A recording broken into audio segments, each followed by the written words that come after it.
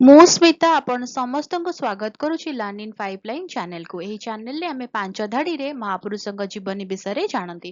ଯେତେବେଳେ ପାଞ୍ଚ ଧାଡ଼ିରେ ଜାଣନ୍ତି ଅଧିକା ଜାଣିବାକୁ ଇଚ୍ଛା ହୁଏ। ଯଦି ଅଧିକା ଜାଣିବାକୁ ଇଚ୍ଛା ଅଛି କମେଣ୍ଟରେ ଜଣେଇବେ। ଆମେ କ'ଣ କରିବା ନା 10 ଧାଡ଼ି 15 ଧାଡ଼ି ବା ଲମ୍ବା ଏସେ ମହାପୁରୁଷଙ୍କ ବିଷୟରେ ନେଇକି ଆସିବା।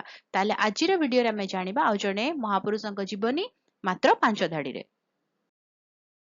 ଜନ୍ମଗ୍ରହଣ କରିଥିଲେ। ସେ ଜଣେ ରୁଷିଆର ବିପ୍ଳବୀ ନେତା ତଥା ସୋଭିଏତ ୟୁନିୟନର ପ୍ରତିଷ୍ଠାତା ଥିଲେ। 1917 ଅକ୍ଟୋବର ବିପ୍ଳବ ସମୟରେ ସେ ବୋଲେସେଭିକ୍ ପାର୍ଟିର ନେତୃତ୍ୱ ନେଇଥିଲେ। ତାଙ୍କର ନେତୃତ୍ୱ ସୋଭିଏତ ରୁଷର ପ୍ରାରମ୍ଭିକ ବର୍ଷ ଗଠନ କରିଥିଲା। ସେ 21 ଜାନୁଆରୀ 1924 ମସିହାରେ ମୃତ୍ୟୁବରଣ କରିଥିଲେ। ରହୁଛି, ଦେଖା ହେବା ଆଗାମୀ ଭିଡ଼ିଓରେ। ନମସ୍କାର।